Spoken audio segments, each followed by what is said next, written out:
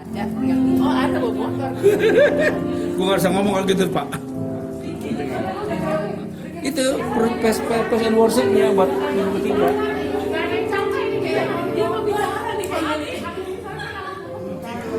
Luar biasa loh. Gue jadi bingung nih. Ini pembicara bawel ini. Cara deh. Wih, keren banget.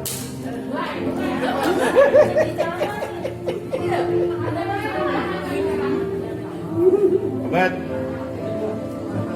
Obet, tadi ngapain di sana? Ada deh. Cie. Padahal itu udah live. Hah?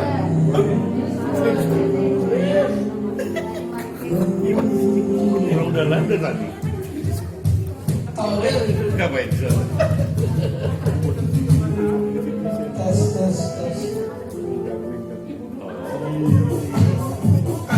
Ini udah full lagi baterai yang ini. Boleh deh. Settingannya sama. Sama yang tadi. Urusan ini kayak gini. Oh, sanitizer.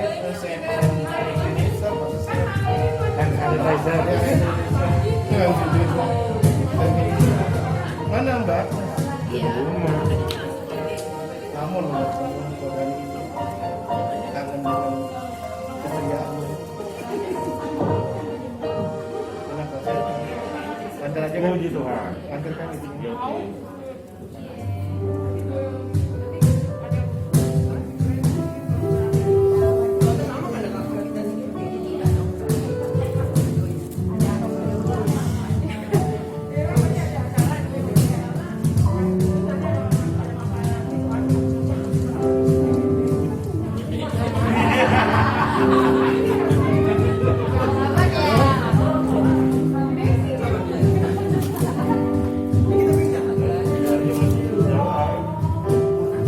Dikit-dikit temen tuh.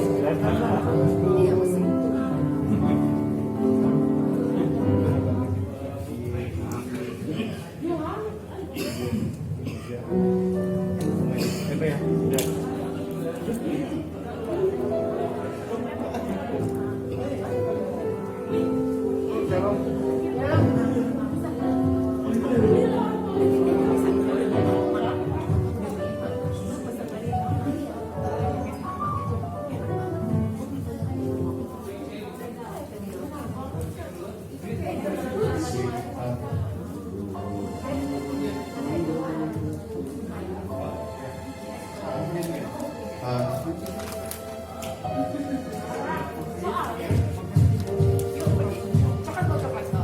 Ya, kita bersuka cita tentunya pagi hari ini dimanapun kita duduk, bebaskan roh kita dari keluarga, amin.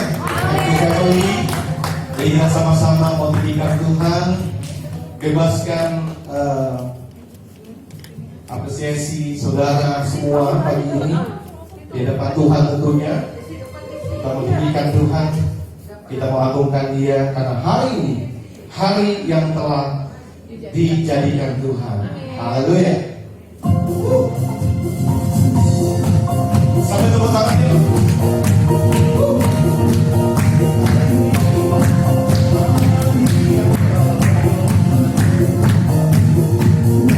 Tangannya sama-sama. Hari ini hari yang telah dijadikan Tuhan. Mari kita bersuka. Hari ini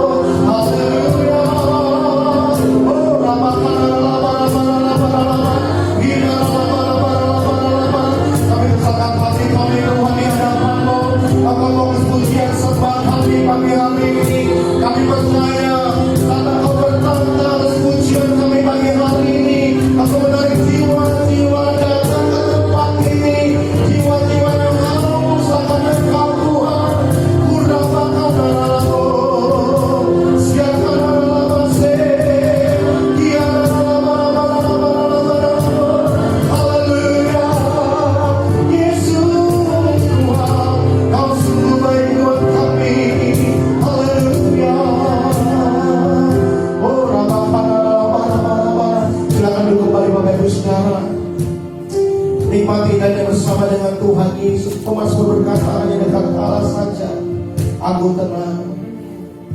Dimanapun kita duduk, Dia peluk kita pagi hari. Kamu katakan pujian ini dari hati kita yang paling dalam, bahwa Tuhan Yesus sungguh baik dalam hidup kita. Yesus, Kau sungguh baik. Yesus, nama-Mu indah. Yesus, ku cinta Kau selalu, ku tinggikan, ku agungkan selamanya. Yesus,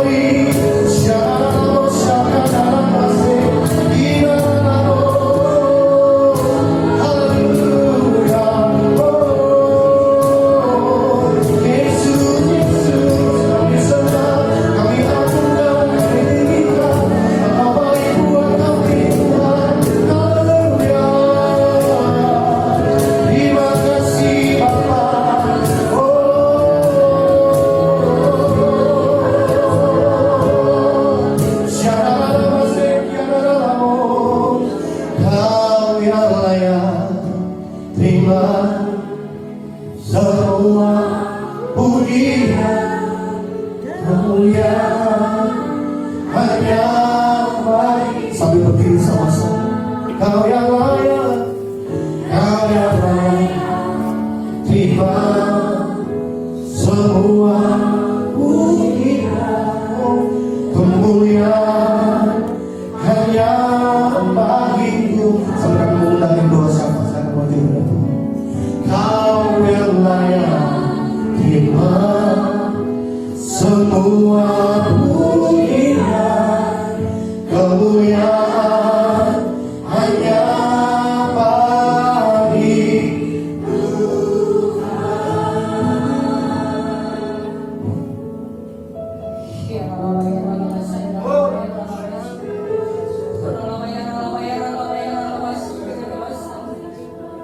Terima kasih Bapak buat pagi hari ini.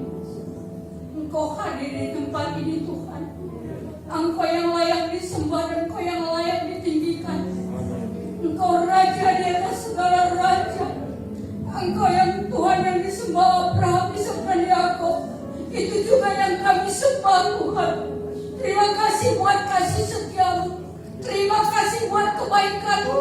Terima kasih buat anugerahmu Tuhan. Terima kasih Bapak, inilah kami sebagaimana kami ada. Terima kasih Tuhan. Pada pagi hari ini kami datang merendahkan diri di hadapan-Mu Tuhan. Kami membawa bangsa negara kami ke dalam tangan-Mu. Damailah Indonesia, damailah negeriku. Shalom Indonesia. Engkau memberkati dari Sabang sampai Merauke. Curahkan dan keselamatan, curahkan dan pertobatan, dan curahkan hujan kuasa-Mu Tuhan. Dari pulau ke pulau, dari provinsi ke provinsi, dari kabupaten ke kabupaten, sampai terdalam sekalipun Tuhan. Engkau melawatnya dan Engkau akan menyembuhkan segala sakit penyakit yang ada di Indonesia di dalam nama Tuhan Yesus. Terima kasih Bapak. Kami mau berdoa untuk memimpin kami, Pak Jokowi dan Ma'ruf. Amin. Bapak, Engkau berikan dia hikmat dengan takut akan Tuhan, supaya selama pemimpinnya dia Tuhan, sungguh-sungguh mereka melakukan yang takut akan Tuhan. Baik juga Tuhan Bupati, Gubernur, Wali Kota, semua di pemerintahan dari pusat sampai daerah, semuanya takut akan Tuhan. Amin. Terima kasih Bapak yang baik.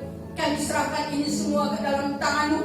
Baik keamanan juga Tuhan, tentara Polri, Engkau lawan Tuhan. Berikan mereka takut akan Tuhan. Dan semua kami mau berdoa Tuhan untuk COVID-19, masa pandemi ini juga Tuhan. Kami tahu Engkau izinkan ini semua untuk kami boleh mendekat kepada-Mu, nama-Mu ditinggikan dan dimuliakan. Terima kasih Bapak. Terima kasih Yesus. Kami mau berdoa juga Tuhan untuk Bapak Pembina kami, Tuhan Insinyur Nigono Raharjo dan keempat wakilnya. Engkau urapi dan Engkau berkati, terus tambah-tambahkan hikmatnya daripada-Mu Tuhan. Dan kami mau berdoa juga untuk karyawan kami Samuel Harnadi dan Bapak Gembala Tuhan, Bapak Nuah Ginting, dan Bapak Gembala di tempat ini Pak Tony dan Ibu Ira. Engkau urapi dan Engkau berkati, pakai dia lebih dan lebih lagi Tuhan, untuk menyatakan kebenaran firman-Mu. Amanat agung dilakukan pada saat ini, nama-Mu ditinggikan dan dimuliakan. Engkau berkati juga Tuhan M2 ini Tuhan, supaya menjadi berkat di sekeliling ini. Engkau kirimkan jiwa-jiwa, penuhi bangku-bangku yang kosong Bapak, di dalam nama Tuhan Yesus. Kami percaya lawatan Tuhan terjadi. Dan seluruh kami mau berdoa untuk daerah Bekasi Tuhan. Jadilah Bekasi sebagai kota iman, beriman kepada Tuhan Yesus. Nama-Mu ditinggikan dan dimuliakan. Berkati wali kotanya Pak Rahmat Effendi, dan berkati semua RT dan RW-nya, pemerintahan yang ada di sini Tuhan. Mari Bapak, Engkau lawan Bapak. Jauhkan dari segala roh-roh yang bukan dari Tuhan. Roh-roh apapun Tuhan, kami pakai gereja-gereja di tempat ini Bapak, menjadi terang di sekitar kami. Dan kami mau berdoa juga untuk BPD Tuhan. Setiap Senin, Rabu dan Jumat berdoa. Mari Bapak, Engkau lawan dan kesatuan hati di daerah Bekasi, di setiap hamba-hamba Tuhan. Engkau pakai dengan luar biasa, supaya daerah Bekasi boleh dimenangkan hanya untuk kemuliaan bagi nama Tuhan. Amin. Terima kasih Bapak. Terpuji-pujilah Engkau Jesus. Engkau berkati Tuhan jemaat yang ada di M2. Engkau urapi dan Engkau berkati pakai mereka jauh daripada sakit penyakit, kami tolak dalam nama Yesus. Terima kasih Bapak. Segala hormat kemuliaan bagimu. Hanya di dalam nama Yesus kami berdoa dan ucap syukur. Haleluya. Yang percaya katakan amin. Masih tetap kita bagi saudara, kita mereka sama-sama yang terjadi di atas sisi. Maka setelah dia mengakibatkan kembali jiwanya berusaha dan berakhir semua kita akan kembali. Dan setelah dia akan membangkitkan Rogus, cinta kematian kepada Tuhan Yesus, tidak mempengaruhi terhadap dosa dan akan bergerak untuk kemenangan jiwa. Yang ketiga, lahir Indonesia yang bergerak ke bangsa-bangsa, lahir dari benua barat dan kembali ke Yerusalem. Yang ketiga, akan membuat bangsa sehingga menyesuaikan agung dan Tuhan Tuhan Yesus datang kembali. Kita berikan kemuliaan buat Tuhan Yesus. Haleluya. Kita dahsyat, silakan duduk Bapak Ibu Saudara. Kita akan mendengarkan Voice of Pentecost.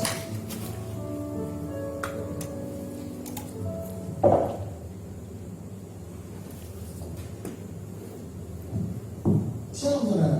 Saya percaya hari ini kita semua dalam keadaan yang baik dan luar biasa.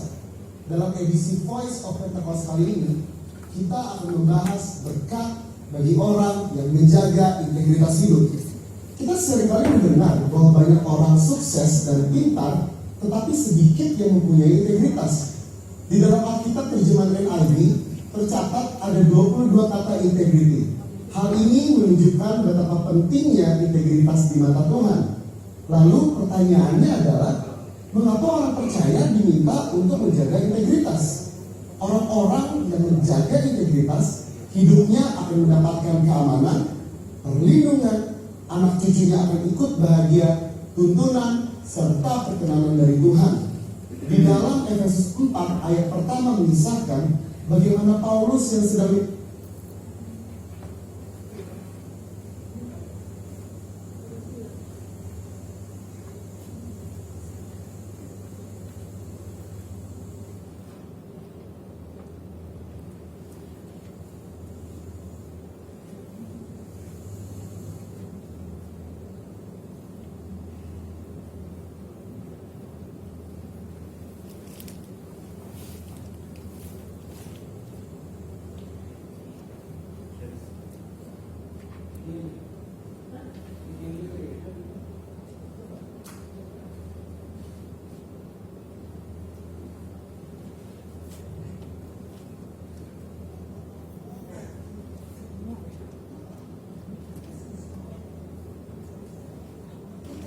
seperti contoh, orang Farisi berusaha berkali-kali untuk menjatuhkan Yesus, tetapi tidak berhasil. Dengan menjaga integritas, segala aspek kehidupan kita akan aman. Yang kedua, tuntunan Allah akan semakin tajam. Amsal 11 ayat 3 berkata, orang yang jujur dipimpin oleh ketulusannya, tetapi pengkhianat dirusak oleh kecurangannya. Tuntunan Roh pada setiap orang percaya akan semakin efektif ketika kita juga berlatih untuk hidup sesuai dengan prinsip-prinsip firman Tuhan. Semakin kita dituntun oleh Roh Kudus, maka kita semakin masuk ke dalam kehendak Bapa. Yang ketiga, keturunannya akan berbahagia. Amsal 20 ayat 7 berkata, orang benar yang bersih kelakuannya, berbahagialah keturunannya. Integritas di ayat ini digambarkan dengan kata bersih kelakuannya. Bersih kelakuan di sini artinya kita menghidupi kebenaran firman. Dalam Mazmur 37 ayat 25-26 dikatakan orang yang benar, anak cucunya akan menjadi berkat. Mereka tidak akan meminta-minta roti. Yang keempat, perkenanan Allah turun kepada orang yang berintegritas. 1 Tawarikh 29 ayat 17 berkata, aku tahu ya Allahku bahwa hati dan berkenan kepada keikhlasan. Maka aku pun mempersembahkan semuanya itu dengan sukarela dan tulus ikhlas. Allah berkenan kepada keikhlasan. Orang yang tulus ikhlas adalah orang yang memiliki motivasi yang murni tanpa ada niatan lain. Apa yang benar yang harus dilakukan, itulah yang dilakukan. Dan ternyata itu menjadi suatu persembahan yang berkenan kepada Allah. Bukankah itu adalah berkat tersendiri yang luar biasa? Perkenanan Allah membawa berkat tersendiri dalam hidup kita. Berbicara soal perkenanan Tuhan, kalau kita melihat ayat emas kita tahun ini di Mazmur 24 ayat 4-5, maka secara khusus kata berkat dari Tuhan di situ berbicara mengenai perkenanan dan kemurahan yang Tuhan akan tunjukkan kepada mereka yang menjaga hidupnya bersih dan murni. Banyak ayat dari kitab Mazmur yang mencatat berkat dari orang yang dikenal oleh Tuhan. Salah satu contohnya adalah Mazmur 90 ayat 17 berkata, kiranya kemurahan Tuhan Allah kami atas kami, dan teguhkanlah perbuatan tangan kami. Ya, perbuatan tangan kami, teguhkanlah itu. Perkenanan Tuhan akan meneguhkan dan menguatkan hasil karya dan pekerjaan saudara dan saya. Bisnis, usaha, dan pekerjaan kita diteguhkan, dilindungi oleh Tuhan. Di dalam perjanjian baru, Yesus mengajar, berbahagialah orang yang suci hatinya, karena mereka akan melihat Allah. Yesus menyebutkan secara langsung berkat ini, yaitu mereka akan melihat Allah. Melihat Allah di dunia ini artinya melihat perbuatannya yang baik, melihat pertolongannya, dan pada akhirnya betul-betul kita melihat Allah dalam segala kemuliaannya ketika Dia menjemput kita kali yang kedua. Siapa yang mau hidup berintegritas setelah mendengar begitu banyak berkat yang Allah sediakan? Saya percaya kita semakin semangat hidup sepadan dengan panggilan Tuhan yang mulia. Saudara, untuk penjelasan lebih lengkapnya dari tim teologi kami, jangan lupa buka link yang ada di atas atau scan QR code yang tersedia. Salam integritas. Tuhan Yesus memberkati. Ya, kita berikan kemuliaan buat Tuhan Yesus sebagai bicara luar biasa. Kita terus juga bicara soal inisiatif. Ibu Ira ini ntar khotbah tapi mati lampu juga. Luar biasa pun contoh yang lain. Iya, kita akan berikan persembahan yang pertama. Kita akan siapkan dulu. Nanti yang bertugas silakan maju ke depan. Kita akan doa sama-sama.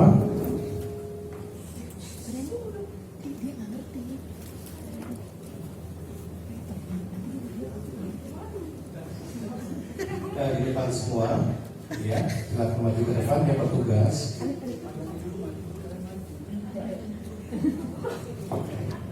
Ya, Jangan apa. kita berdoa. Bapak, terima kasih buat ibadah kami hari ini. Kami datang tidak dengan tangan yang hampa, tapi ada sesuatu yang kami juga membawa buat Tuhan Yesus.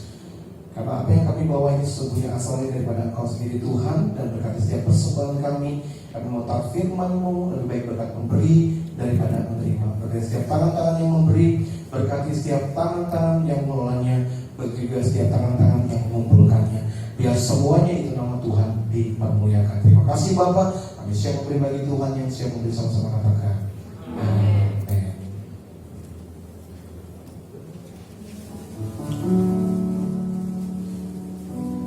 Apapun yang terjadi dalam hidupku ini, tak pernah ku ragukan kasih-Mu Tuhan. Lewat gunung yang tinggi, dalam lembah yang curam, tak pernah ku ragukan janji-Mu Tuhan. Kau berfirman dan sembuhkanku.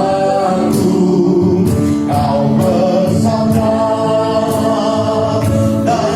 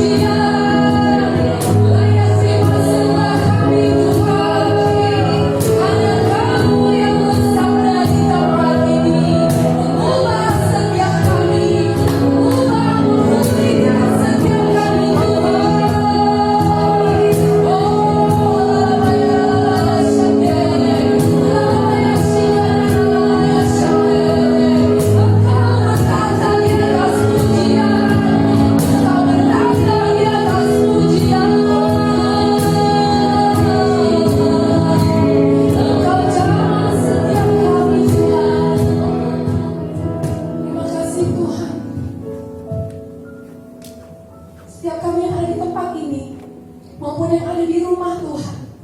Kami percaya waktu kami naikkan pujian penyembahan kami, Engkau bertahta di atas pujian. Dan waktu Engkau bertahta Tuhan, hadirat-Mu memenuhi kami, kekudusan-Mu, damai-Mu, sukacita-Mu ada atas setiap kami Tuhan. Kami dipulihkan, kami disembuhkan, kami diberkati Tuhan hari ini Bapa. Terima kasih Tuhan Yesus, Engkau dahsyat buat kami. Ya, setiap hati kami seperti tanah yang gembur, yang siap untuk terima benih kebenaran firman-Mu. Setiap kami diberkati Tuhan, hanya di dalam nama Tuhan Yesus kami berdoa bersyukur. Haleluya. Sama-sama kita katakan amin. Puji nama Tuhan. Silakan duduk Bapak Ibu Saudara. Terima kasih buat hamba-hambanya yang luar biasa membawa kita, memimpin kita dalam pujian penyembahan hari ini. Tuhan berkati. Nah Bapak Ibu Saudara, hari ini tanggal 14 Maret, luar biasa. Saya berdiri lagi di tempat ini untuk share firman Tuhan. Karena saya percaya setiap kita pun, waktu kita beribadah bersama-sama, kita sedang dibangun. Kita sedang diubah untuk menjadi seperti Kristus, punya karakter Kristus. Jadi Bapak Ibu Saudara, waktu kita kumpul di tempat ini ibadah bukan cuma sekedar oke, ini hari Minggu, lalu saya datang ibadah, lalu kemudian pulang. Tidak cuma sekedar itu. Waktu kita datang ibadah di tempat ini, kita terima atmosfer surga itu mengalir waktu kita dalam pujian penyembahan.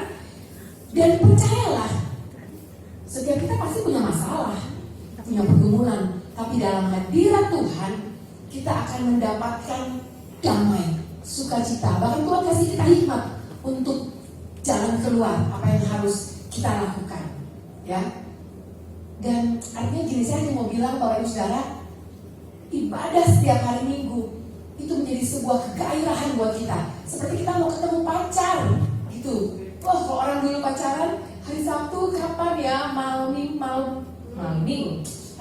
Minggu gitu ya. Karena ingin banget cepat hari Sabtu.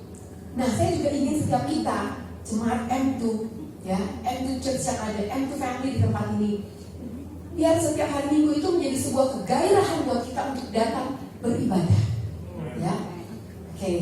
Pagi hari ini saya mau share kembali firman Tuhan yang saya sudah ada beberapa saya sudah share. Tapi saya mau lebih lagi karena saya percaya firman itu nggak cukup cuma hanya sekali didengar. Makanya ada kitab ulangan kan, ulang-ulang gitu ya. Terus kita bertumbuh bersama dengan firman Tuhan yang kita dengar. Silakan PowerPoint. Tema khotbah pagi hari ini, Family Legacy, ya, warisan keluarga. Warisan keluarga. Setiap kita pasti adalah keluarga. Ada mama, papa, anak, ada oma, opa, cucu, gitu ya. Ada om, tante, semua itu keluarga, ya, keluarga. Kalau di gambar ini, wah, bahagia banget waktu kita pasti semua pernah punya foto keluarga seperti itu, ya. Warisan keluarga.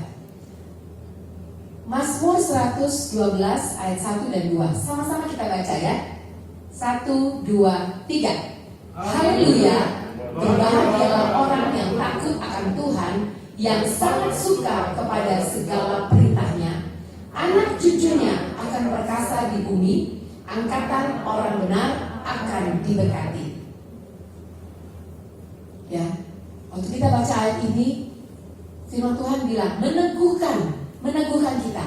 Berbahagialah orang yang takut akan Tuhan, yang sangat suka kepada segala perintahnya. Apa akibatnya? Anak cucunya akan perkasa di bumi, angkatan orang benar akan diberkati. Anak cucunya akan perkasa di muka bumi ini. Siapa yang gak kepingin anaknya menjadi orang-orang yang luar biasa? Ya, gak mungkin ada orang tua yang bilang, nah udahlah anak gue biasa-biasa aja deh, gak usah macem-macem. Artinya udah kalau ibaratnya raport kalau merah, ya udah merah aja, gak apa-apa, biar ada hiasan-hiasannya, gak gitu ya. Tapi semua orang pasti ingin punya anak cucu itu yang berhasil, yang sukses, yang diberkati Tuhan, yang hidupnya kudus dan berkenan sama Tuhan. Itu pasti kerinduan. Karena orang-orang yang diberkati Tuhan itu dia akan menguasai bumi. Makanya waktu Tuhan Allah ciptakan Adam dan Hawa, ya, lalu Tuhan memberkati Adam dan Hawa. Tuhan bilang apa? Beranak cuculah dan kuasailah bumi. Kuasailah bumi. Yang anak-anak Tuhan itu harus menguasai bumi, ya.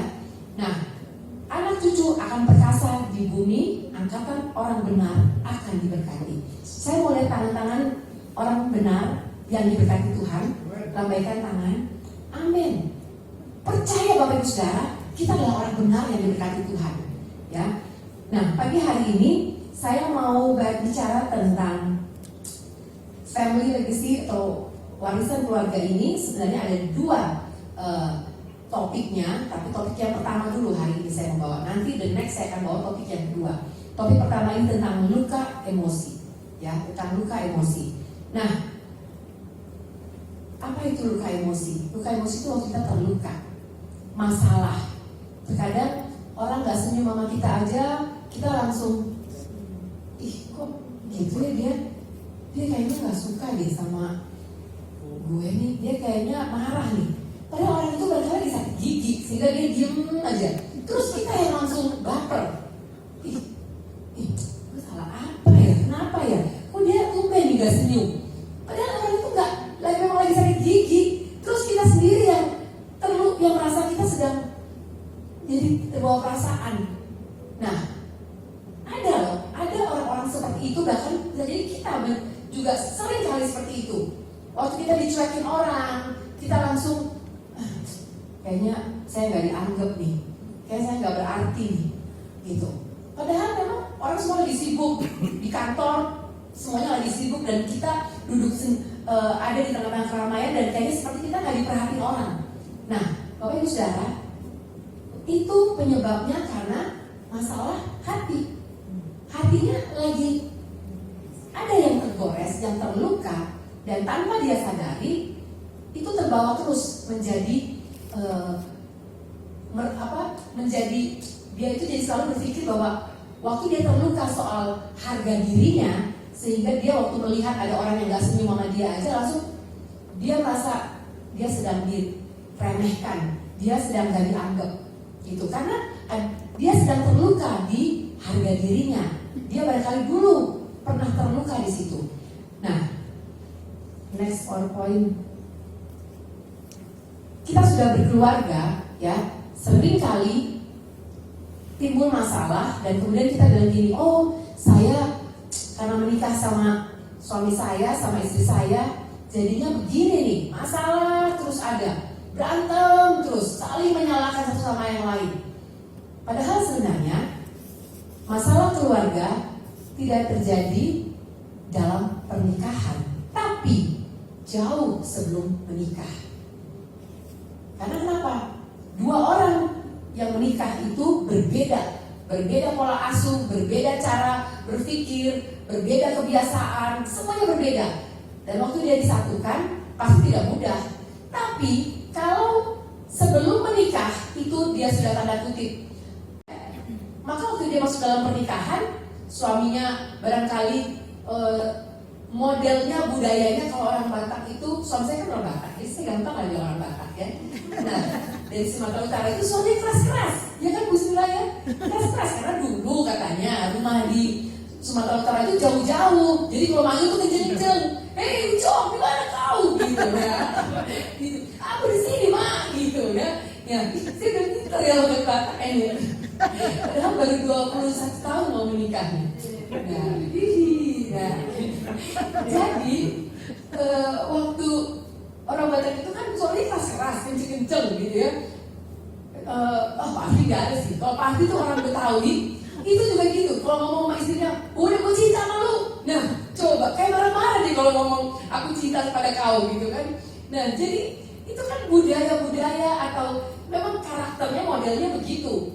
Nah, itu kan beda kita lah. Kayak Mas Tony ini juga kalau perangainya katakanlah memang ya terbentuk dari Mas Tony menikah dengan saya 33 tahun dan setelah 33 tahun dia diasuh dengan pola asuh keluarganya, terus menikah dengan saya, dan pasti wah susah dong, gitu kan, modelnya pasti beda, gitu. Jadi kalau kalau saya tutup itu kadang-kali lembut, kalau dia tutup pintunya cepet, gitu kan. Terus kalau saya orangnya perasaan, kenapa nih kok dia tutup pintunya cepet banget, saya nangis lah. Waduh, padahal dia memang begitu modelnya, tutup itu mesti kenceng, gitu kan. Nah itu aja, kalau kita tidak menyadari, lalu kita berpikir saya salah menikah nih, gitu kan. Padahal kenapa? Masalahnya itu terjadi waktu jauh sebelum menikah, karena ada luka emosi yang kita bawa dalam pernikahan, sehingga waktu suami tutup pintunya kencang kita langsung nangis, gitu. Padahal dia tutup pintunya kencang ya memang itu modelnya, gitu kan. Nah, jadi luka emosi, masalah keluarga itu terjadinya sebenarnya jauh sebelum nikah. Makanya saya khotbah pagi hari ini, saya sharing pagi hari ini, tidak hanya buat keluarga-keluarga, tapi buat para single-single yang nanti akan menikah. Kita harus beres dulu sebelum nikah, sehingga waktu kita menikah nanti kita jangan membawa masalah kita yang masa lalu itu ke dalam pernikahan kita, gitu ya.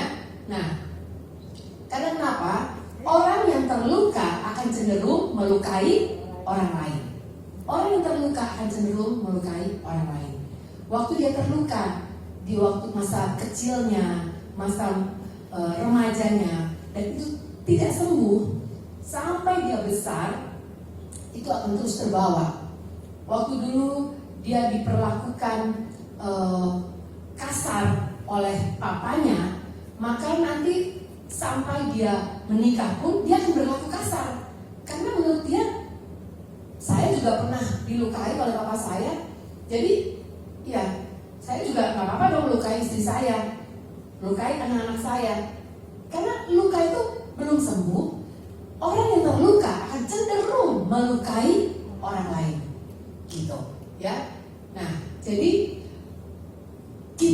saya berharap setiap kita MKM di tempat ini, kita sama-sama belajar. Saya juga belajar, bukan berarti saya juga sudah ahli banget gitu ya. Tapi saya share ini karena sharing ini sangat memberkati saya, dan saya mau menghidupi firman ini, gitu ya. Ya, sebelum next slide selanjutnya, saya mau bilang gini, orang yang terluka akan melukai orang lain, ya. Sehingga kalau kita selalu ada di dalam area itu yang terluka terus, kita akan menjadi penyebab dari masalah di dalam keluarga kita. Waktu kita terluka ya secara pribadi. Karena kalau Bapak Ibu Saudara bayangin deh, waktu kita punya tangan terluka, ya terluka terus kita terluka, terus kita diemin, terus nanti kita pikir udahlah, nanti juga sembuh sendiri.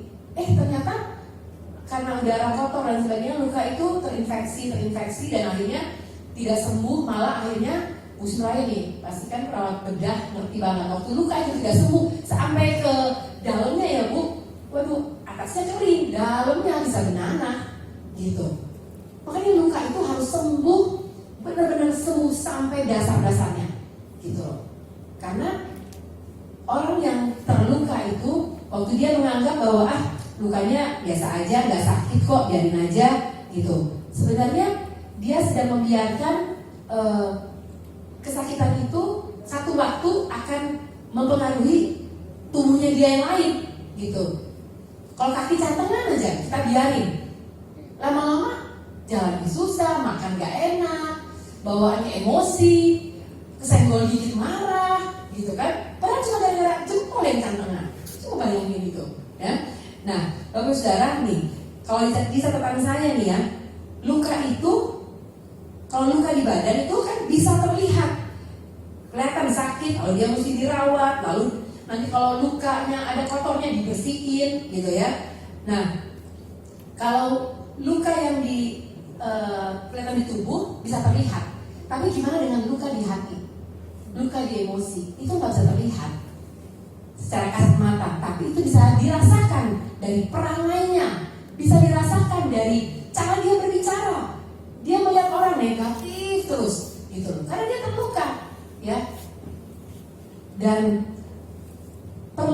waktu untuk disembuhkan. Harus disembuhkan. Luka itu harus disembuhkan. Ya. Nah, sekarang next slide selanjutnya. Markus 7 ayat 21 sampai 23. Sebab dari hati orang timbul segala pikiran jahat, percabulan, pencurian, pembunuhan, persinahan, keserakahan, kejahatan, kelicikan, hawa nafsu, iri hati, hujat, kesombongan, kebebalan. Semua hal-hal jahat ini timbul dari dalam dan menajiskan orang. Tahun ini tahun integritas. Tahun dimana apa yang kita ucapkan harus sama dengan yang di dalam. Apa yang kita lakukan harus sama dengan yang di sini. Gak bisa kita cuma, aduh ibu, terima kasih ibu, baik banget. Tapi dalam hati, sering banget ibu. Gak bisa. Harus apa yang diucapkan sama dengan yang di dalam hati. Kalau kita kesel, bilang kita kesel. Ya kan? Jadi kalau kita marah, kita harus bilang kita marah gitu. Tapi marah juga, kan Tuhan bilang boleh marah, tapi jangan lama-lama, ya kan? Masa kita udah marah, terus bilang marah sambil tadi semua gelas dipecahin gitu. Gak bisa, kalau marah ya ngomongnya marah gitu kan. Nah, waktu hati kita gak beres, terluka, maka ini akan timbul nih pikiran jahat, percabulan, pencurian, pembunuhan, dan semuanya. Kebebalan bahkan bisa. Waktu kita terluka, dikasih tahu orang itu susah banget. Karena ada luka sebenarnya, gitu, ya. Waktu kita sombong juga ternyata itu ada luka yang tanpa kita sadari. Seringkali waktu kita terluka, kita tidak menyadarinya, gitu loh. Waktu kita terluka, kita merasa kita fine-fine aja. Saya udah gereja setiap minggu, saya udah baca firman setiap hari, ya. Saya sudah bahkan kalau nyanyi suaranya bisa bagus, suara 1, 2, 3, 4, 5 dan seterusnya, gitu. Nggak ada sih sebenarnya, ya Pokeri. Nah, jadi saking kita merasa yang penting saya baik-baik aja lah, saya nggak nyakitin orang, saya bawa persembahan, udahlah. Waktu kemarin pacar saya tinggalin saya, udahlah, biarin aja lah.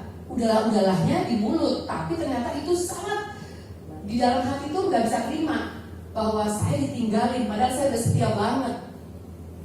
Nah, waktu kita punya luka itu, yang itu dibiarkan, itu seperti sebuah bom waktu yang nanti tunggu tinggal meledak, gitu. Atau itu bisa terlihat dalam kehidupan sehari-hari, perangainya, pikirannya, dan ini ucapannya. Ya, semua yang dipikirin, semuanya itu dari hati orang. Sebab dari dalam, dari hati orang. Nah,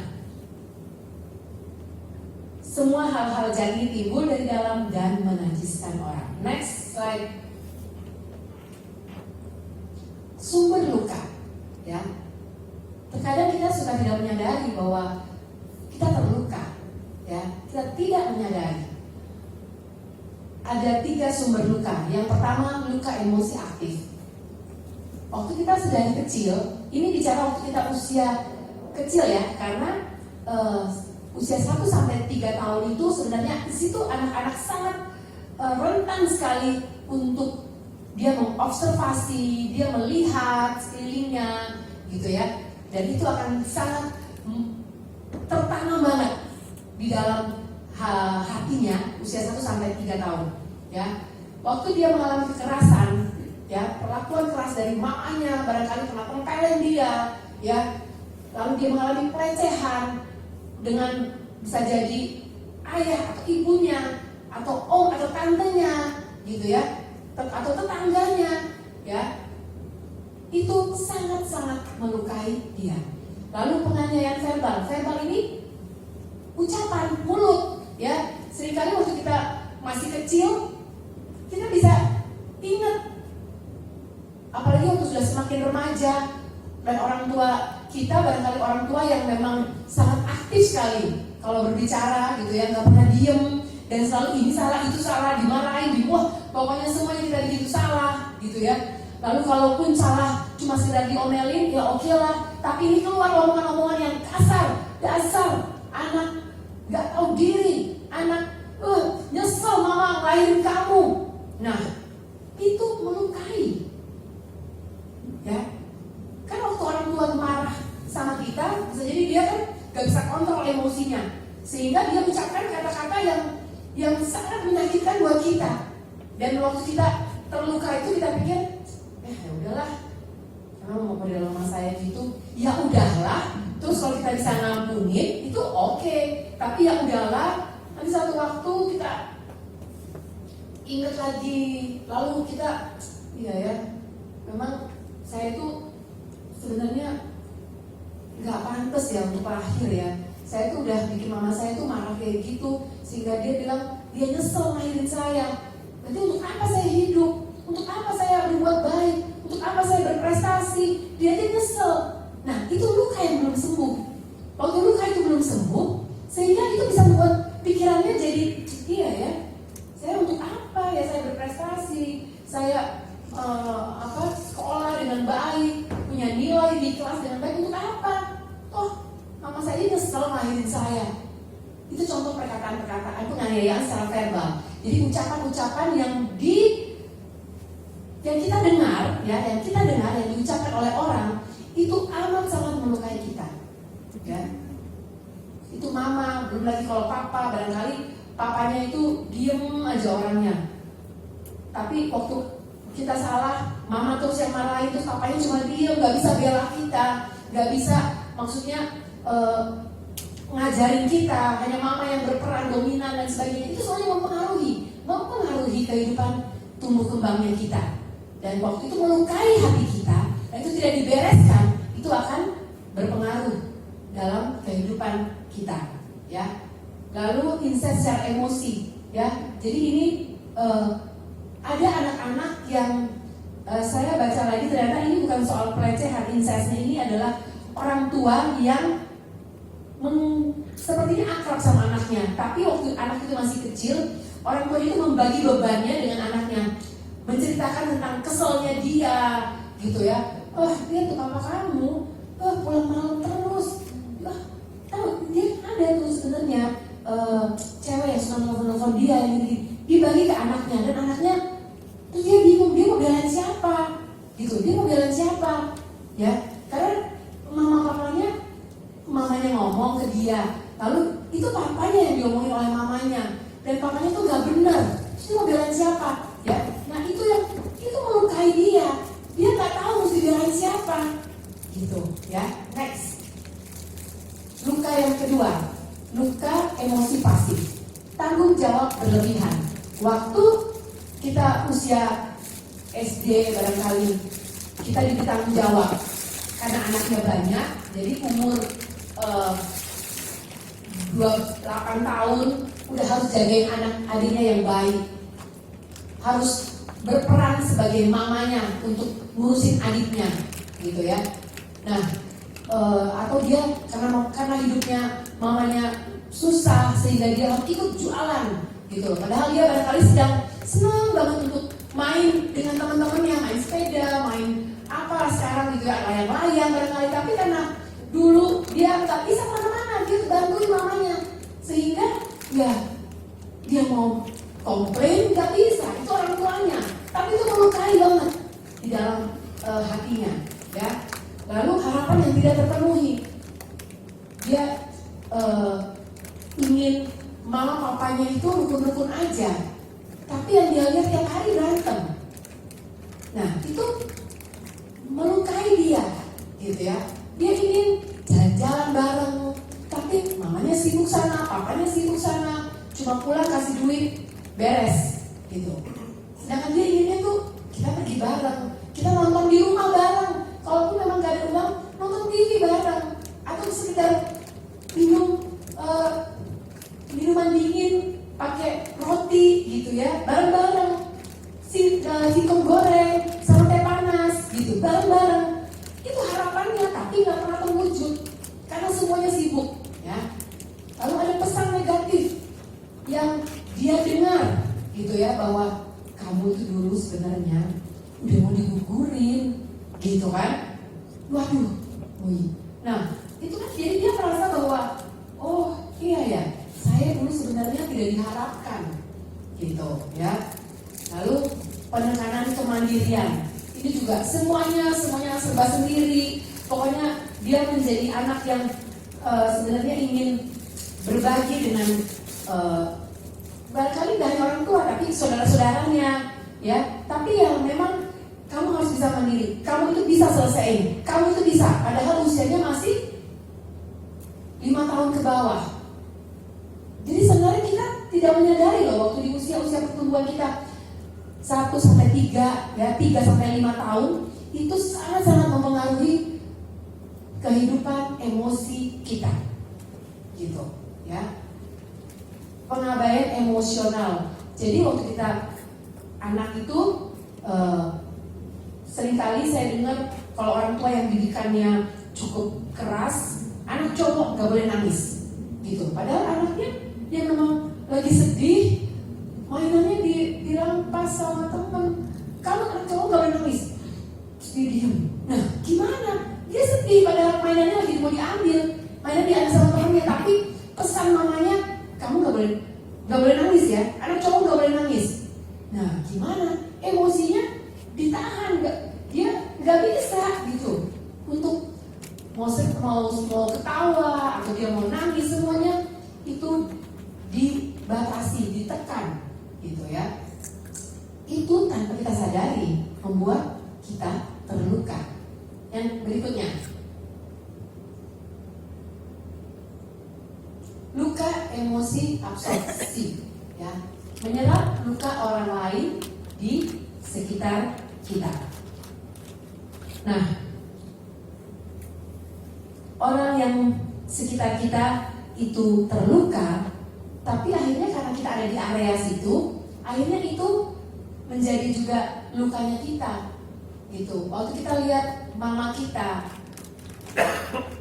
ditempelin oleh papa kita, ditendang barangkali, gitu ya. Itu mama kita terluka, tapi kita pun ikut terluka, gitu loh. Waktu mama kita papa kita katakanlah omongannya kasar banget sama mama kita, dan kita nggak bisa terima itu membuat kita terluka, gitu, ya. Nah, lalu kemudian konflik atau perceraian orang tua, itu pun ya membuat kita terluka secara emosi. Makanya saya amat sangat kerinduan saya setiap M2 family bertumbuhlah dalam Tuhan, dalam kebenaran Tuhan. Apa yang sudah dipersatukan Tuhan, tidak boleh ada yang menceraikannya. Karena kenapa? Perceraian itu sangat melukai emosi dari anak-anak, ya. Karena kalau dalam iman Kristen 2 menjadi 1 itu seperti kertas yang dilem rapat. Waktu bercerai, kertas itu seperti mau dilepaskan satu dengan yang lainnya. Bisa lepasnya dengan gampang nggak? Atau ada yang kira-kira ada yang robek? Pasti robek. Karena itu sudah 2 menjadi 1, dan kemudian waktu itu dicoba untuk dilepaskan, itu akan sangat melukai dan terluka untuk anak, ya. Karena konflik atau perceraian orang tua itu anak kecil dia belum bisa bilang, tapi itu sudah sangat melukai emosinya, ya. Nah, lalu lingkungan yang buruk, ya, lingkungan yang buruk. Jadi kalau di lingkungan sekitar kita yang kita tahu memang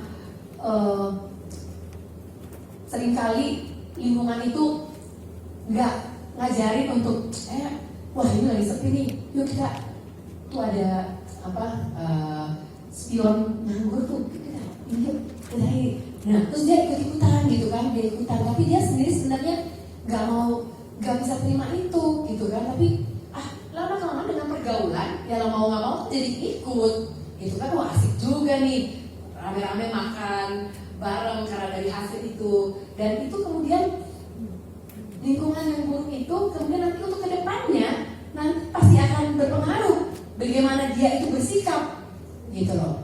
Dia akan menjadi, sudah rumah tangga pun kalau ngambil uang ya bisa seenaknya, mencuri itu biasa.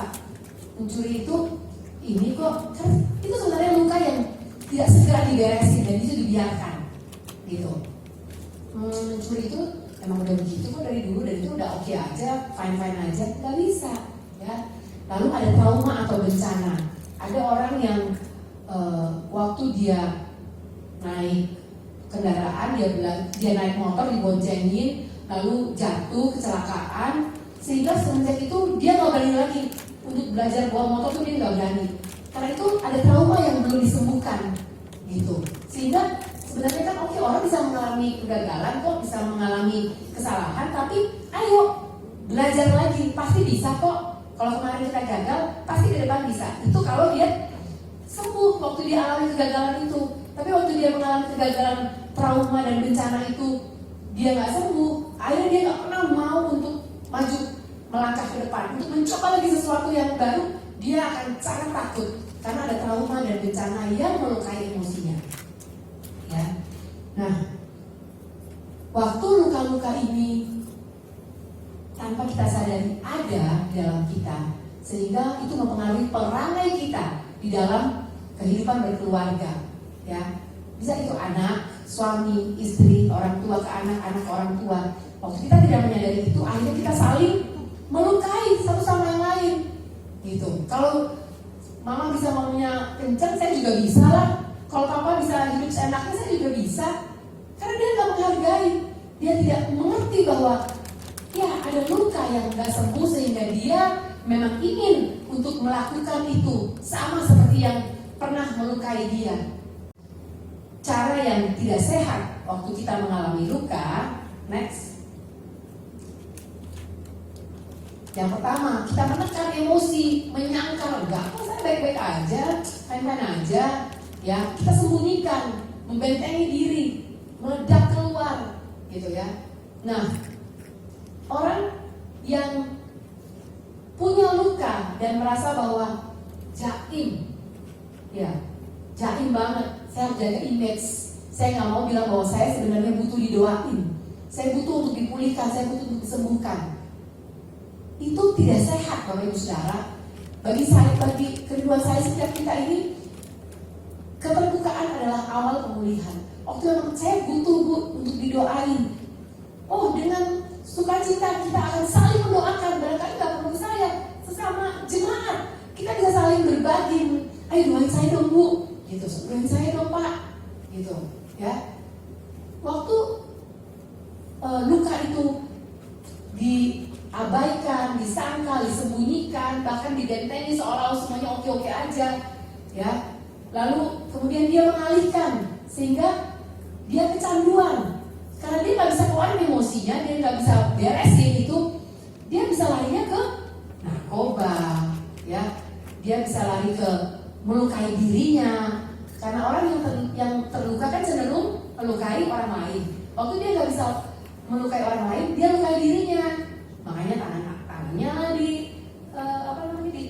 sayat-sayat, gitu kan. Waktu rasa sakit tuh rasanya enak banget. Karena ya itu lukanya belum sembuh.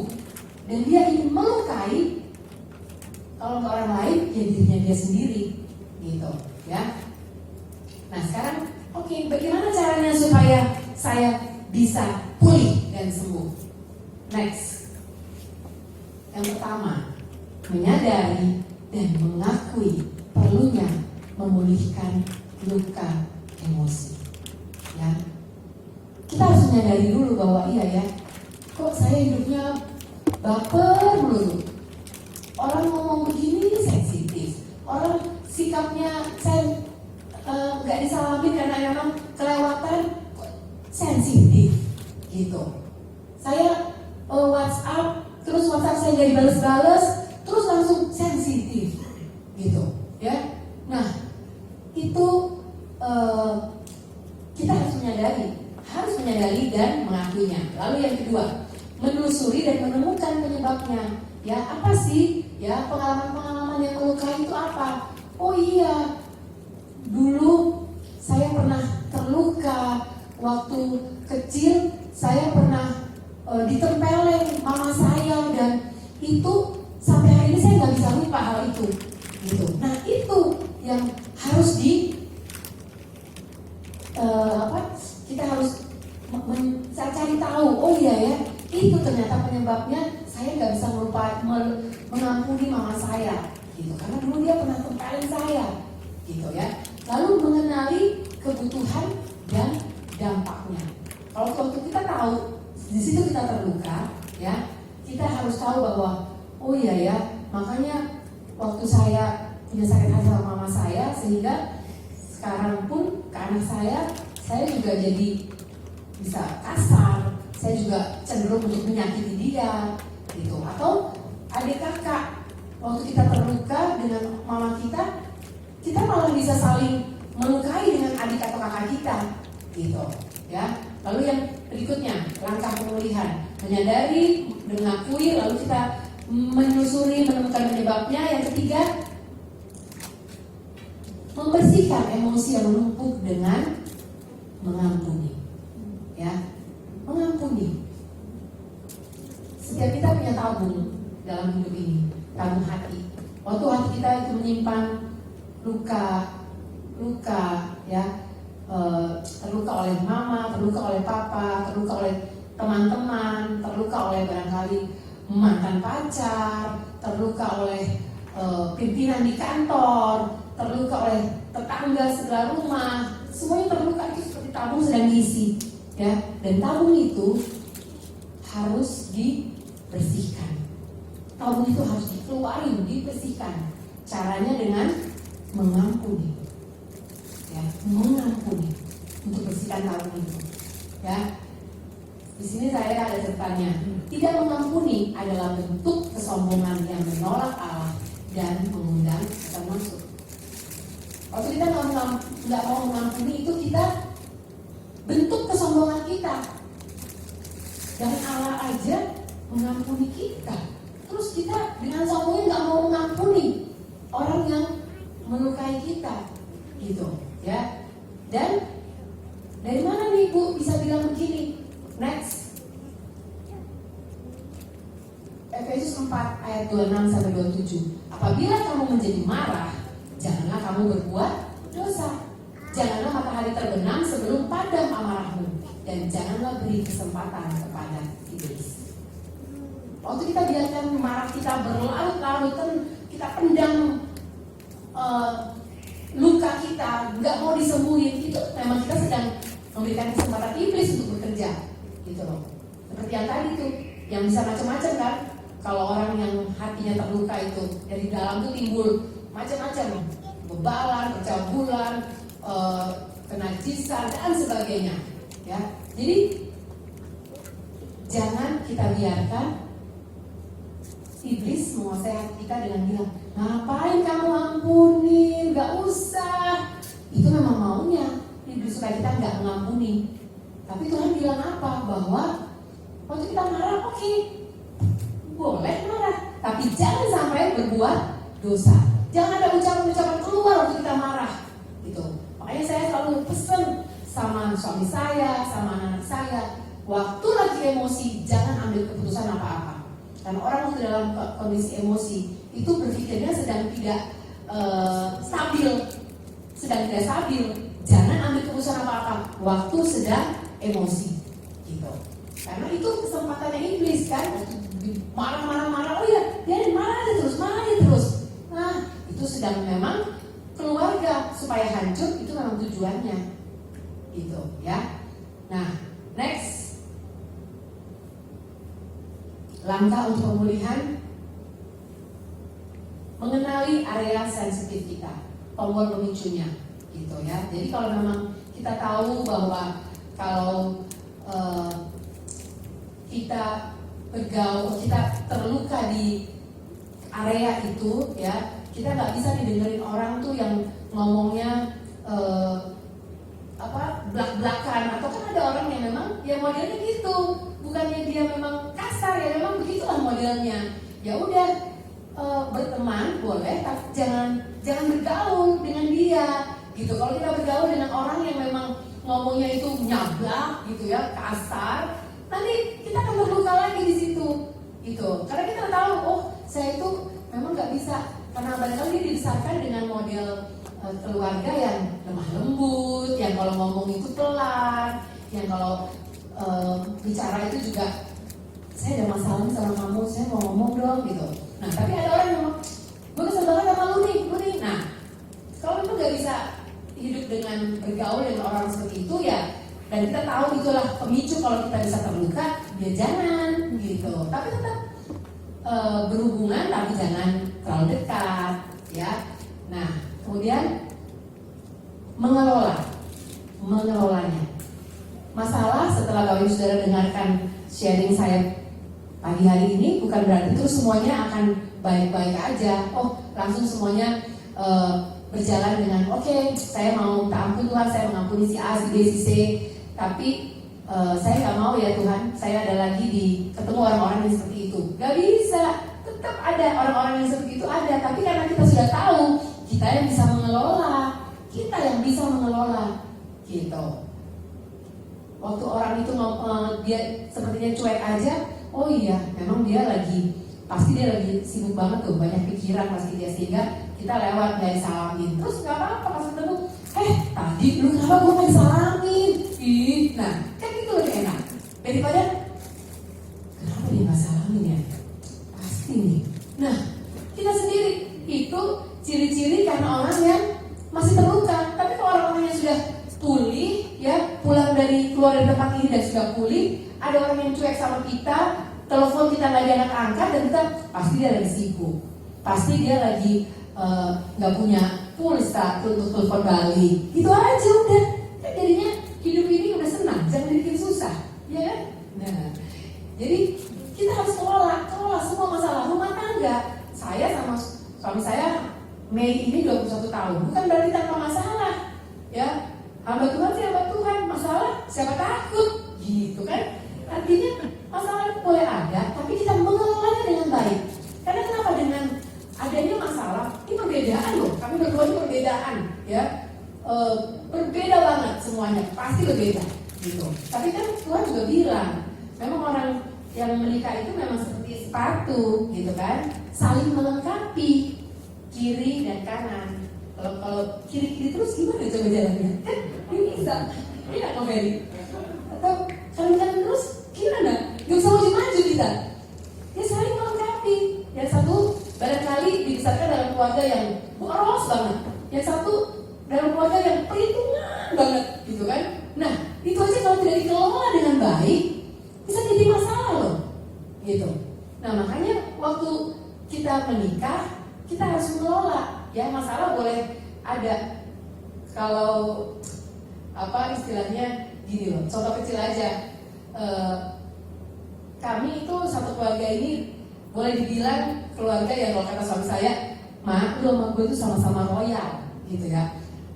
Ada gak ada duit itu royal pokoknya. Dan itu ternyata terbawa sampai ke anak-anak kami, gitu. Jadi contohnya pernah ada satu waktu ada tukang Grab yang kirimin barang.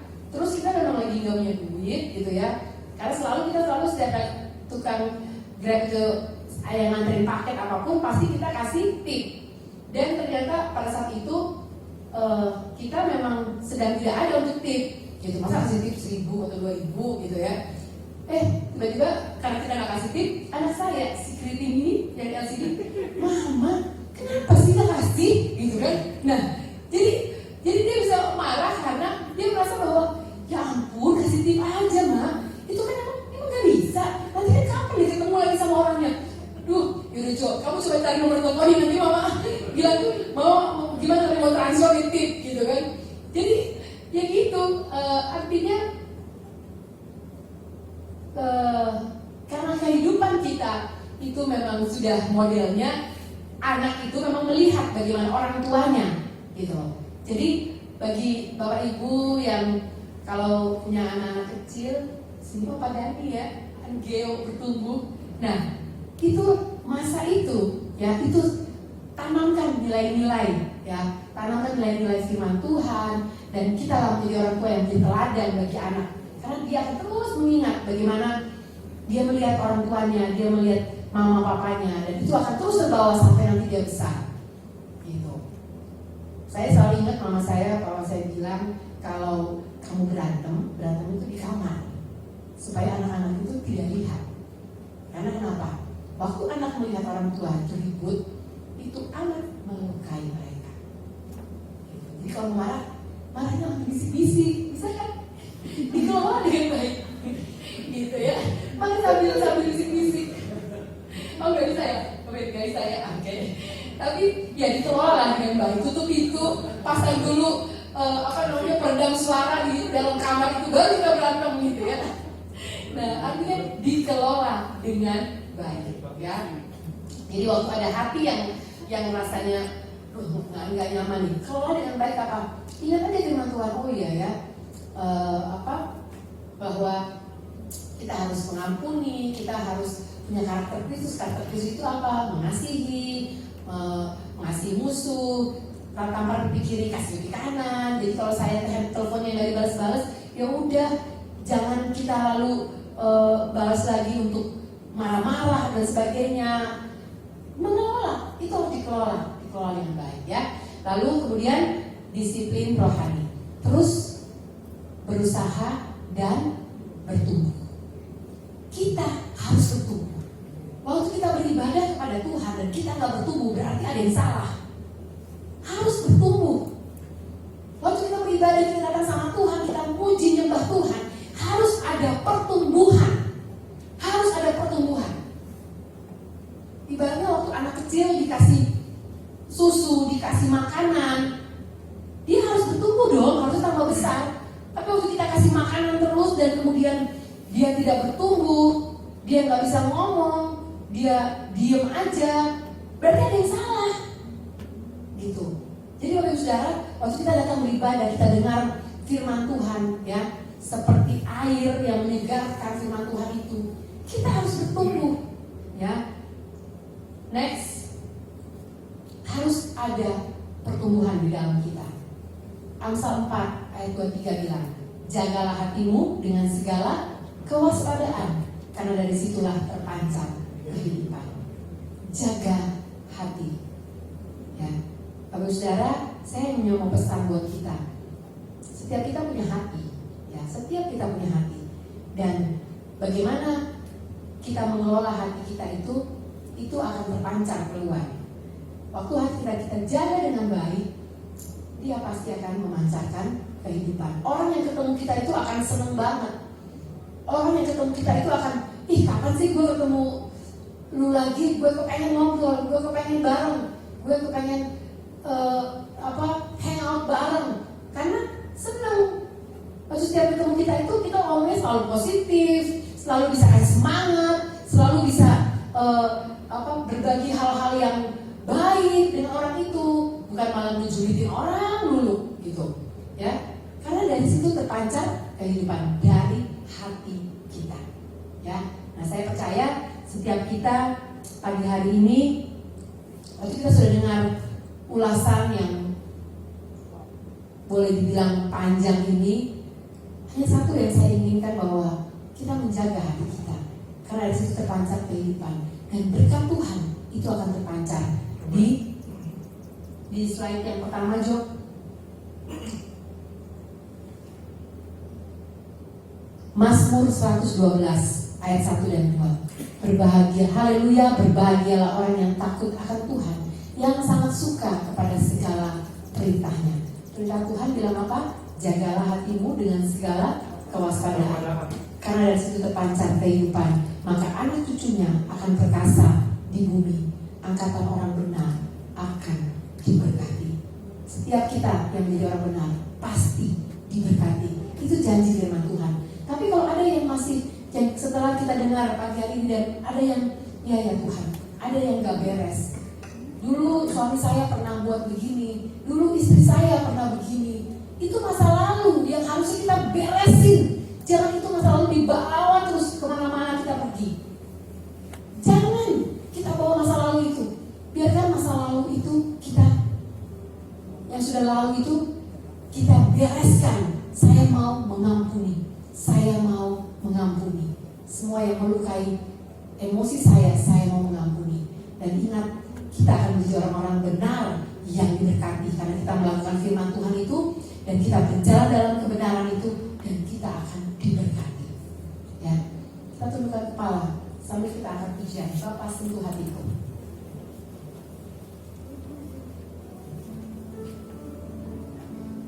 Terima kasih Tuhan. Terima kasih Bapa. Buat setiap kami yang kami sudah dengar firman Tuhan pagi hari ini, kami percaya Tuhan, tidak pernah kebetulan kami ibadah hari ini. Karena Engkau sedang mau memulihkan kami. Engkau sedang mau membentuk hati kami Tuhan. Kami gak mau hidup dengan hati yang terus terluka. Kami gak mau hidup dengan luka-luka masa lalu yang belum beres Tuhan. Tapi kalau hari ini Tuhan ingatkan kami, hari ini Tuhan tegur kami mau Tuhan, Engkau yang memulihkan. Karena hanya Engkau Yesus yang dapat memulihkan semua luka hati kami. Hanya Yesus yang dapat membalut luka hati kami. Kami mau Tuhan, kami mau minta kasih-Mu Tuhan. Kami mau minta kasih-Mu, karena kami gak bisa mengampuni orang lain kalau kami gak pernah memiliki kasih itu. Kami gak bisa mengampuni orang yang menyakiti kami kalau kami gak punya kasih itu Tuhan. Dan biar kami minta Tuhan kasih-Mu mengalir Tuhan pagi hari ini, siang hari ini buat setiap kami, sehingga kami dipulihkan dan kami dapat mengampuni orang-orang yang pernah melukai kami, dan kami akan menjadi orang-orang yang perkasa di muka bumi ini. Bapa, sentuh hatiku. Kita angkat pujian ini sama-sama.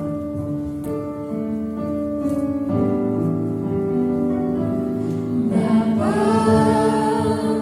sentuh hatiku, ubah hidupku menjadi yang baru, bagai air yang mengalir.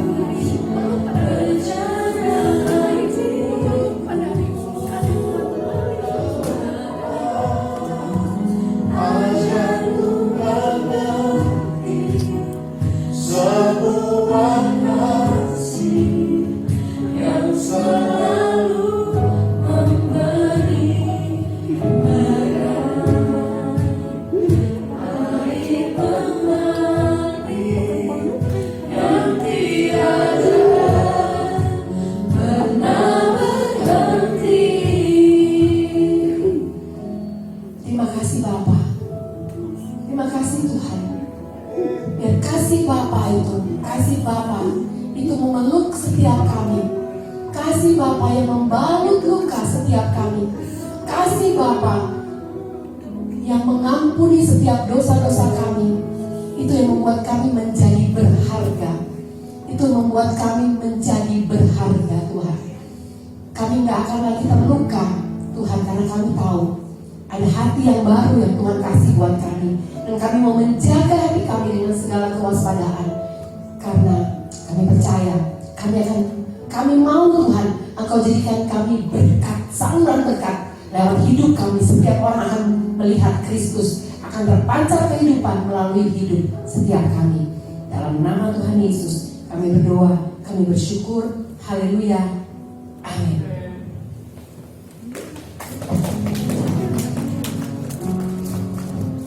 Kayaknya tepuk tangannya ragu-ragu. Sekali lagi dengan kemuliaan buat Tuhan Yesus. Haleluya, semua diberkati Tuhan. Amin. Ya, kita akan memberikan persembahan khusus kita. Ada kotak di depan. Kita mau bawa buat Tuhan Yesus. Kita mau doa sekali lagi kepada nama Tuhan. Sebelum kami memberi ya Tuhan, biarlah Engkau berkati setiap kami yang akan membawa persembahan khusus kami, kesepuluhan kami, ucapan syukur kami di hadapan Tuhan. Dan biar sekali lagi Tuhan, semuanya kami kembalikan hanya untuk hormat kemuliaan di nama Tuhan Yesus. Terima kasih Bapa, terima kasih Yesus. Siapa beri bagi Tuhan, sama-sama katakan. Selanjutnya kita akan mendengarkan pengumuman.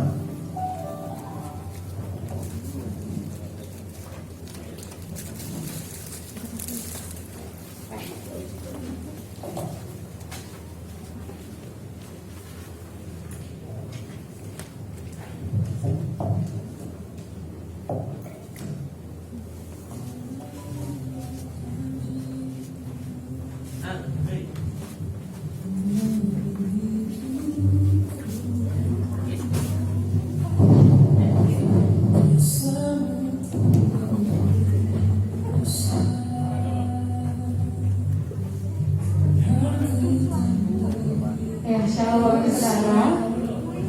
Haleluya. Kami mengucapkan terima kasih untuk Bapak Ibu Saudara yang sudah membantu dalam bentuk doa, dana atau segalanya.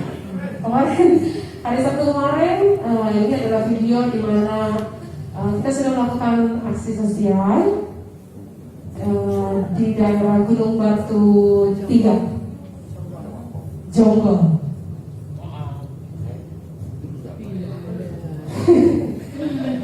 Setiap kita semua sebelum melakukan aksi sosial ini semuanya di swab dan semua hasilnya negatif. Puji Tuhan. Ya. Kemarin itu pasiennya, pesertanya ada 223.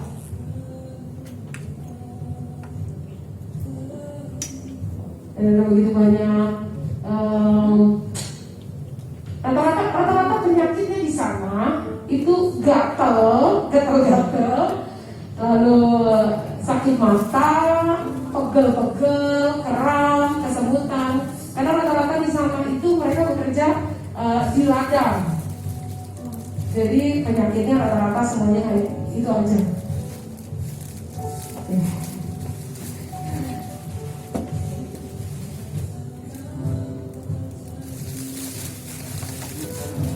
Haleluya. Ini sinyal. Itu dia. Rawat kita.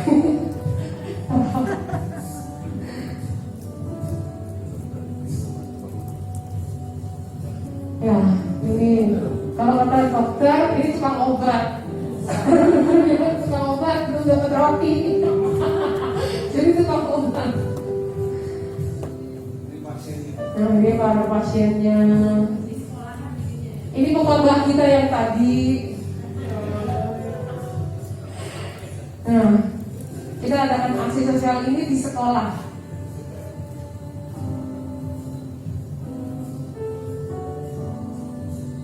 Ini dibantu juga sama dokter yang ada di daerah sana.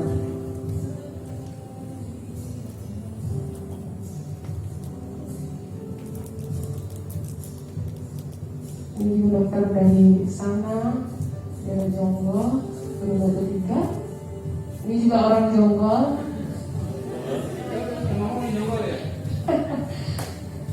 Ini banyak banget Bang Bos. Ya. Dan ini para panitia tidak hanya dari gereja itu saja, tapi ada dari beberapa gereja yang lain, dari Jati Melati, ada dari Kampung Sawah, dan tidak menutup kemungkinan kalau kita mau ada lagi, mungkin ada bapak ibu saudara yang, aduh pengen banget nih ikutan, bapak ibu saudara bisa bilang sama bapak pendeta. Oke, bisa aja terima kasih untuk bantuannya, supportnya bapak ibu saudara buat doanya. Lalu pengumuman yang kedua, ibadah minggu ketiga besok kita akan online. Jadi bapak ibu saudara,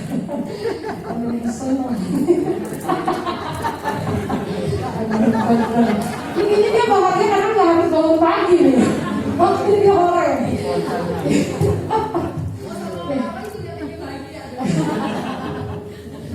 Ya tapi saya percaya walaupun ibadah online tapi semuanya udah makin semangat.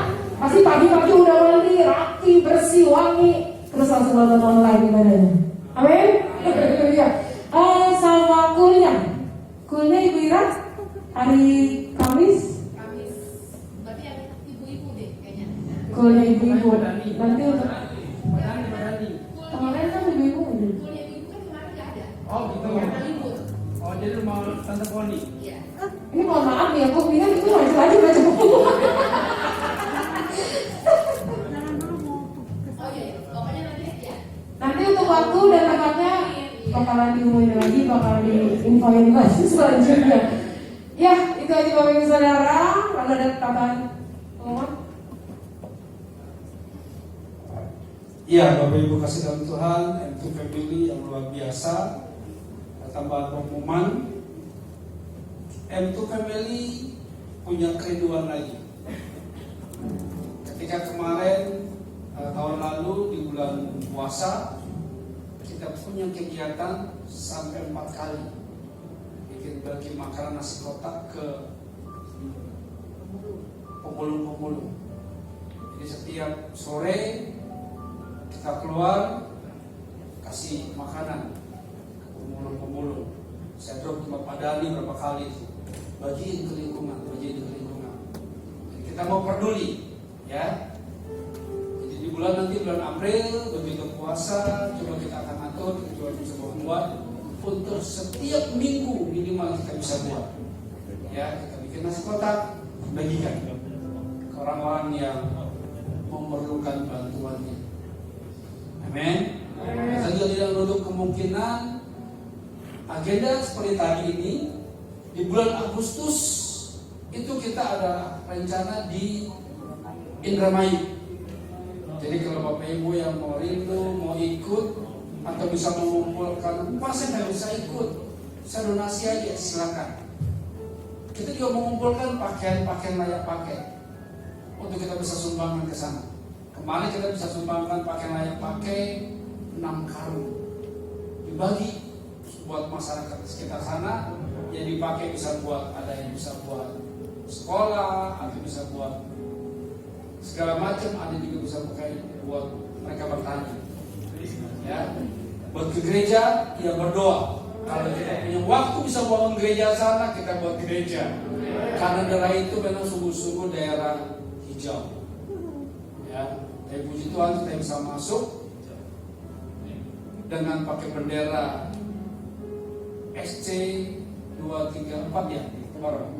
Pakai bendera 234, tapi kita join. Kita pakai joinnya, saya pakai komunitas namanya komunitas Peduli Kasih. Ada satu yayasan juga mau join sama-sama. Karena yayasan tidak bisa bergerak karena kondisi COVID-19, kita berani bergerak, yayasan support kita. Kita bergerak sama-sama. Yang penting bagaimana untuk memuliakan nama Tuhan Yesus. Puji Tuhan. Bu Ira ada tambahan pengumuman? Enggak ada. Enggak ada, mari kita sama-sama berdiri.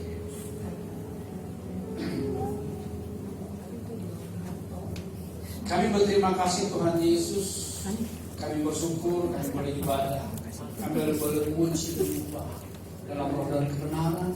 Kami boleh dengar firman-Mu dan kami membuka hati kami firman-Mu Tuhan hidup dalam setiap kehidupan kami, berkuasa atas setiap kehidupan kami Tuhan. Dan kami belajar dan kami mampu untuk boleh mengampuni orang-orang yang membuat kami terluka Tuhan Yesus. Dan ketika kami mulai mengampuni, kami bisa melepaskan pengampunan buat mereka Bapa. Kami percaya ada berkat besar yang Tuhan sediakan bagi setiap kami. Terima kasih Bapa. Terima kasih Tuhan.